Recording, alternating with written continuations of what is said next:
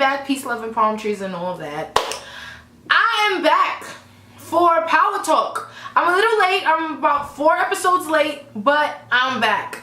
And I'm back by popular demand, bitch, okay? Everybody has just been hitting me up since Power started on my social media accounts. My Twitter, my Snapchat, my Instagram. Like, yo, what's good with Power Talk? We want, like, we miss Power Talk. And to be quite honest with you guys, like, I didn't think people cared that much about my Power Talks. That's why I wasn't really pressed to get back on here, because honestly, life just happened and I just got like a little bit uninspired, but just a bit busy. So YouTube was kind of just like on the back burner for me, but people care, so I'm back. I'm here to talk about Power. If this is your first time watching me, please click the subscribe button and the thumbs up button. I love Power. You guys love Power. We're gonna fucking talk about Power. So this is the 4th episode, which I feel like is my favorite episode of Power in a very, very, very long time. Well, no, let me not say a very long time, because my favorite episode is 305, when Tommy killed Holly. Best episode ever. Just to catch up to speed, Ghost is in jail. You know, Angela got him locked up. They're really just trying to give Ghost the needle. Tariq has been with Kanan doing a whole bunch of fuckboy shit, like how he's been doing. Shit is just really hitting the fan for Ghost. Like, shit is getting really real. I don't know if you guys know, but I went to this event in the city called An Evening with Power. And it was basically that I got to see the new episode. This episode, episode 4, I got to see it 5 days ago. Well, 5 days before it premiered. It's Sunday now, but I got to see it on Wednesday before everybody else did. It was a private screening, and then the cast came out. The only 2 people who weren't there were Tommy and Ghost, which is annoying because they are the 2 main characters. But 50 Cent was there, Courtney was there, Tasha was there, Angela was there, Julio Fine-Ass was there, and Dre Fine-Ass too. I didn't realize how fine he was until I seen him at that event. But yeah, so let's get into this fucking good ass episode. So the opening scene is Ghost in the weight room in jail, and then the guard comes in, who played by Charlie Murphy. God rest the dead, but this man gotta go. Like, his character is really killing me. He comes in and Ghost is doing some shit, some exercise, and the guard comes and like puts the fucking weight on his neck, and it's like, you know, you're a cop killer, because they already beat Ghost's ass. He already got it out for Ghost because they call him a cop killer, because, you know, he's in jail for killing Greg, allegedly. So he's like, you know, you're a cop killer, and, you know, another inmate who was a cop killer got killed in the weight room the same way, so and so, whatever. Tommy then wakes up in Tasha's apartment. Like, he's been sleeping on the couch, you know, I guess like just being that big brother, playing that big brother role to Tasha. And he told Ghost that he will hold it down, so that's exactly what he's doing, holding it down. He gets a text from Lakeisha. Listen, y'all gonna hear me call her Lala and Lakeisha. Like, listen, I'm gonna call her by her real name and her character, because I just get confused myself. And he lies to her, saying that he has some business to take care of, but really, he's in Tasha's house. She's a little jealous. She didn't want Tasha to know that Tommy and her were fucking around, because I don't know, I think she just feels like anything that happens with like Tasha always gets the upper hand, and she doesn't, this is one thing that she doesn't want Tasha to get. But I don't feel like Tasha wants Tommy in that way, so I don't understand why she, whatever. So then Proctor and this other attorney, the black guy, I really don't know his name, but the bald black guy, they go to give Ghost a visit, and Ghost is not really feeling this attorney, but I don't really feel like this attorney is feeling Ghost neither, from the previous episode when they got into it. I don't think that they're really feeling each other. Ghost, for one, does not trust him, and I wouldn't trust him either, because I don't feel like he has Ghost's best interest at heart. Proctor just has Ghost's back. Like, he's just there for him. He actually knows that he's Ghost. He knows his tea. So he has his back. So after the attorney leaves, it's just Ghost and Proctor in the room, and Ghost tells Proctor to get some information on Tony Teresi, which is the guy in the jail who knows who Ghost is, and kind of like blackmailing him and asking Ghost for money to give to, he has a sick wife at home, so he's using Ghost, you know, making him get money, or he's gonna rat him out, you know, just threatening him and that type of shit. He has to make sure that Tommy does the drop, and make sure that Tommy gets information on some type of involvement with the murder of this guy named Roberto. Don't know his last name, but you know, that type of shit. And that's just to show you that this nigga Proctor has Ghost back. And that's why I love him. Like, he's really my guy. Like, I really like Proctor. Dre and Julio, I don't know. Dre is just a two-timing ass nigga. Like, he just plays both sides of the fence. And I really can't fuck with him. And I'm gonna tell you something right now. Tommy's already onto him, I feel like. And I feel that once Tommy figures out what's going on and how Dre is playing both sides of the fence with this whole Kanan and Tommy and Ghost situation, let me tell y'all, Dre is just not gonna live. It's either Kanan is gonna kill him because he's a motherfucker, or Tommy's gonna kill him because he's a motherfucker. So either way, this guy's gonna get killed because he's straddling the fence, and that shit is dangerous. He's playing with hot fucking water. Also, what happened to Karen? Because I really want to know if Dre got to pipe her. Like, I really felt the vibes with them, and I want to know if they fucked. But Dre is trying to flip the script on Julio, and he's basically just trying to become Tommy's head guy, like right hand man. He's basically just trying to get Julio fine ass out the picture. And it's kind of, Julio's kind of noticing that, you know, he's not knowing things. He didn't know about Tommy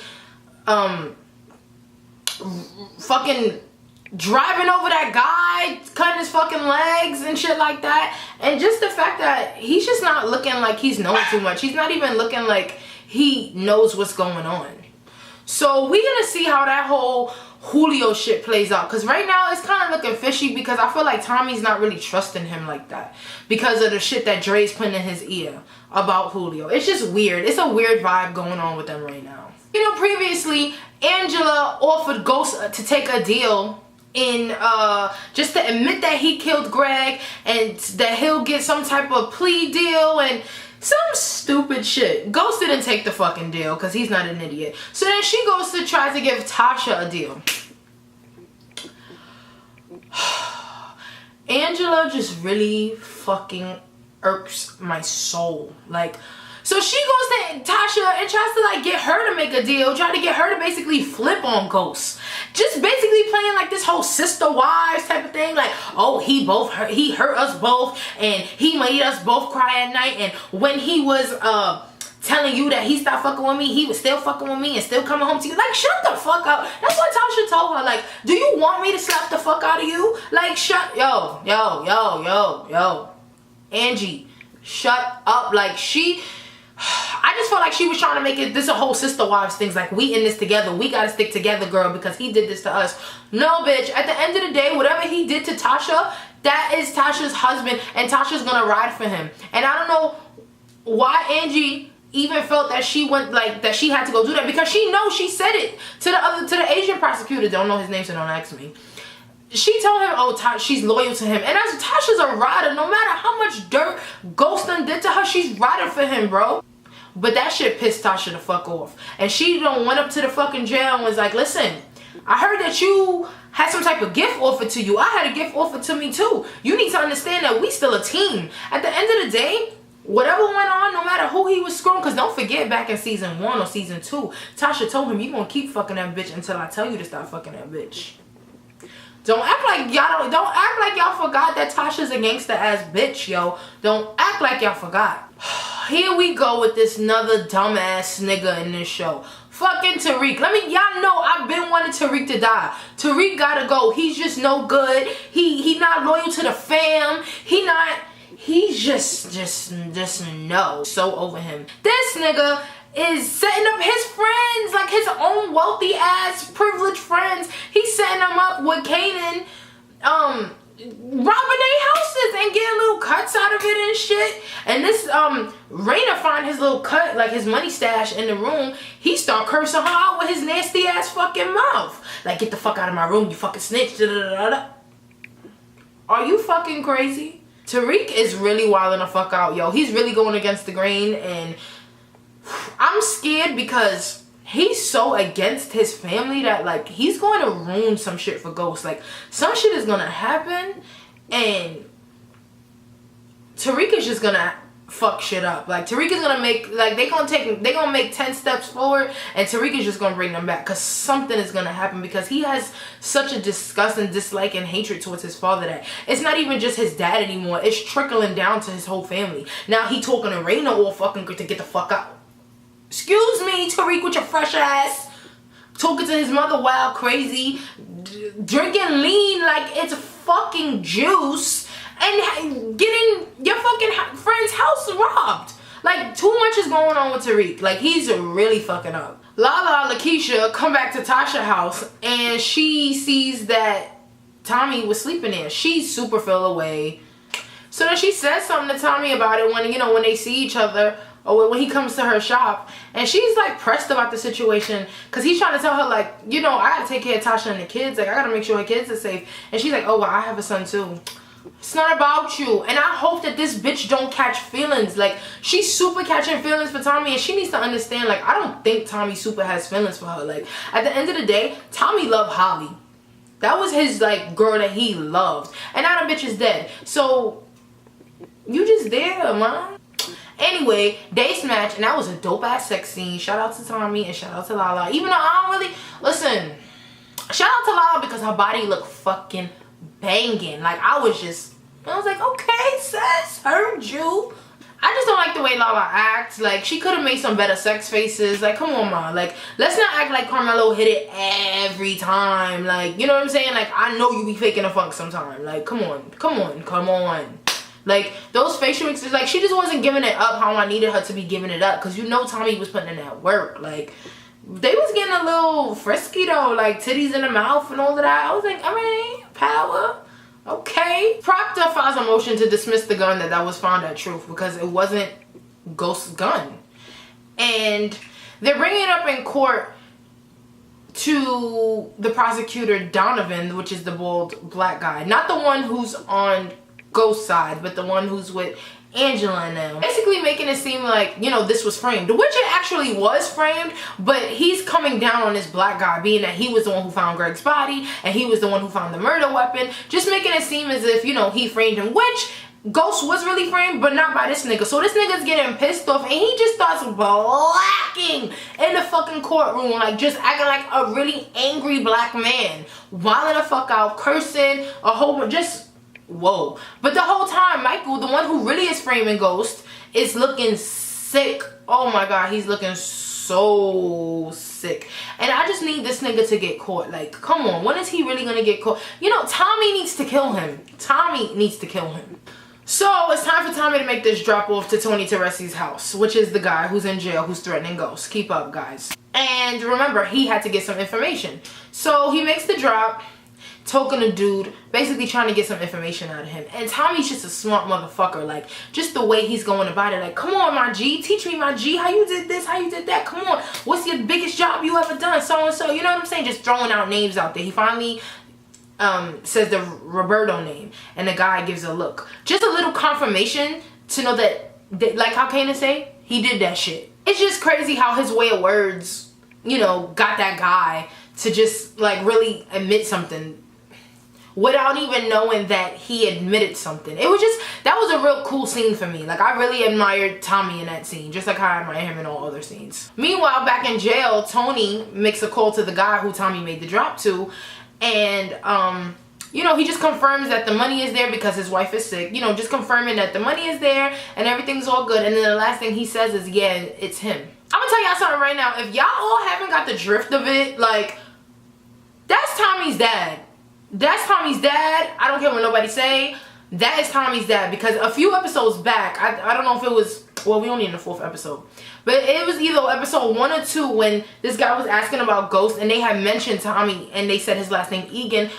His eyebrow raising was like, Egan, where is he from? And it was like, Queens. And you know, he got a little like uptight. So that's definitely his kid. Like, I feel like that's his kid. He fucked around with dirty ass Katie Egan, and that's Tommy's dad. And that's why he's so fucking gangster, because he come from a cokehead mother and a gangster father.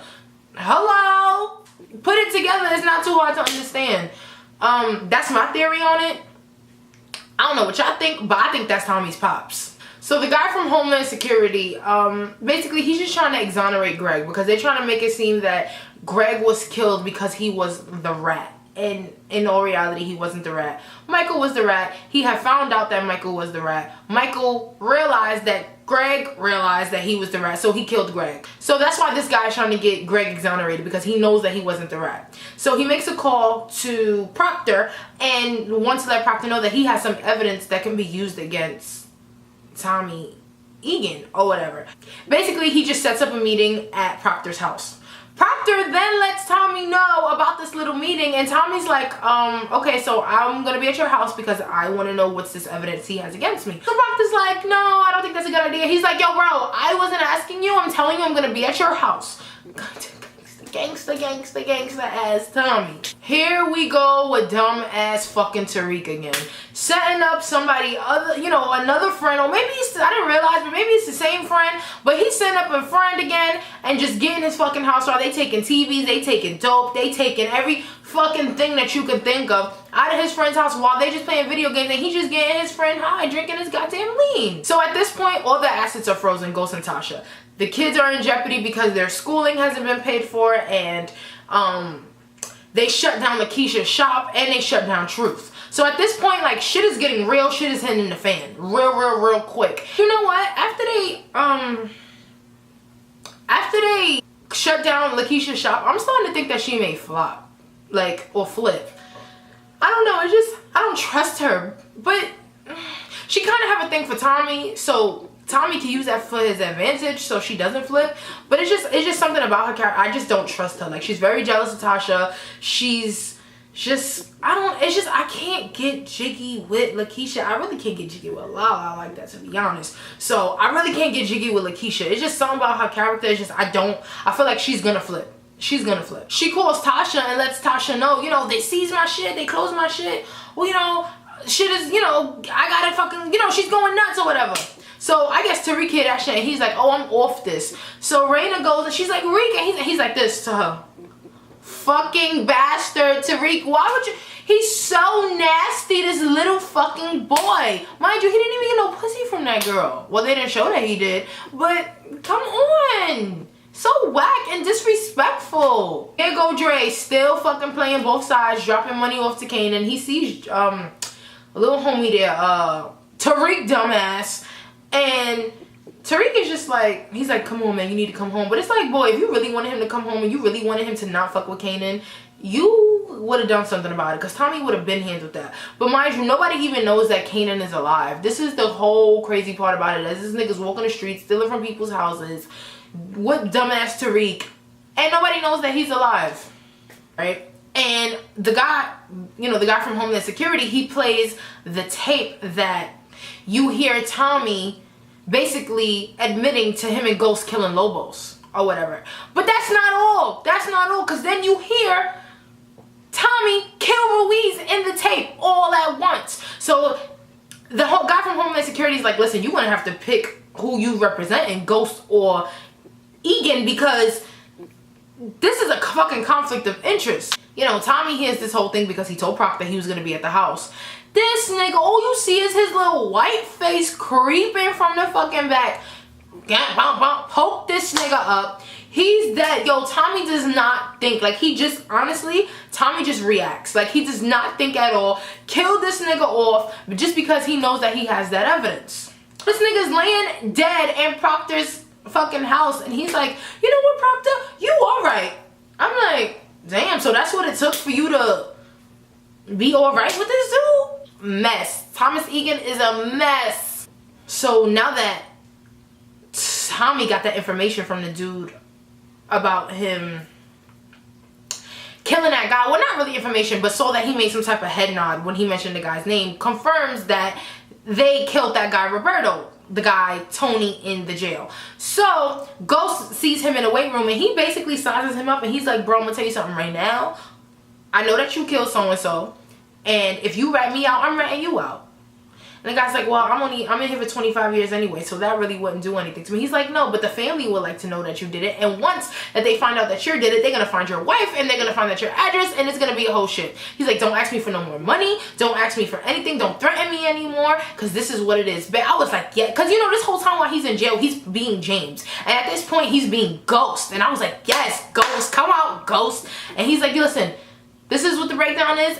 And if you hear me, just nod your head. That old motherfucker was like, I was like, yes, I live for that fucking scene. It was good to see Ghost be Ghost. Because at this, we've been seeing him be vulnerable in all these past episodes. You know what I'm saying? Getting his ass beat, being like a little bitch, having to make money to this old nigga house. Like, you know, it was good to see him be, you know, his fine ass macho self, you know? So this nigga Michael, who is the fucking rat, who actually really killed Greg and who's framing Ghost, fucking brings to the judge's attention that previously Proctor had represented Tommy, so now it's a conflict of interest because he's representing Ghost. Therefore, the judge withdraws Proctor from Ghost's case. He's totally off the case. He's no longer his attorney. That shit stressed me the fuck out. Like, how could you do that? Because now Ghost is stuck with this nigga who he don't even trust. Who, I mean, like I said, I'm not even sure this nigga even like Ghost too much and really cares if he, you know, really wants him to win.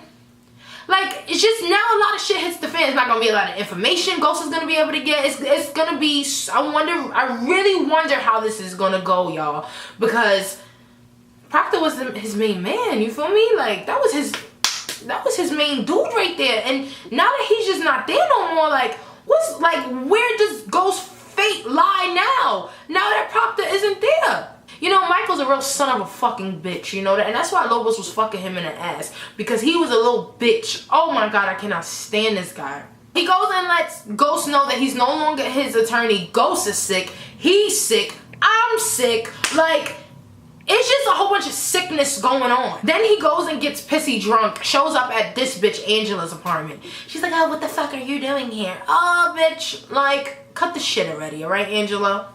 He's like letting her know, like, listen, he did everything he wanted for you. He did not kill Greg. That's not his gun. You know him better than that. He always chose you. He loved you. I told him not to pick you, but he always chose you. You know, that type of shit. Then he leaves, drunk as shit. I guess he got into Angela's head because then Angela goes and looks at the surveillance again, right? So she's looking at the stills. Remember, if you guys remember, where Michael planted the gun was by the bar under some sink shit, like a stupid ass place. Like, Ghost is dumb enough to leave a fucking gun there. And that's the shit that bothered me about Angela too, because once she knew that they found a gun in that spot, she should have known that Ghost was too smart to leave anything like that there. So she goes and looks at the footage and she's waiting for him to go hide the gun. She's like, go hide, you know what I'm saying? She's waiting for, because that's where they found the gun.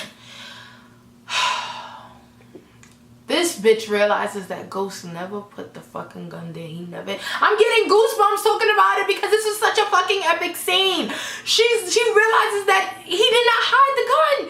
That's not his gun. He did not fucking put that gun there. He's being framed. And boom. That's how the fucking episode ends. Oh my god, tears could come to my eyes right now. That's how much fucking excitement I have. Y'all have no idea. When we were at the at that screening watching it on Wednesday, that audience was like, ah! That scene was just so crazy because I swear to God, y'all, I have goosebumps right now. Like, I have chills. Because what is gonna happen? Like, what is she gonna, like, what is her next move? And she saw it. The last person who viewed that surveillance was Michael's bum ass. So, like, what's gonna... y'all, I'm just so, like... I'm so happy Power finally picked it up because Power needed, like, I'm tired of waiting until episode 6, 7, and 8 when we only have 10 episodes for Power to start picking up. I'm so happy Power picked up when the fuck it did. And this was an amazing episode. I love this episode from the first scene to the very fucking last scene. It was amazing. I just can't wait to see where this season is gonna go. And I'm gonna continue to do Power Talk for y'all, so stay with me, y'all. Peace, love, and palm trees.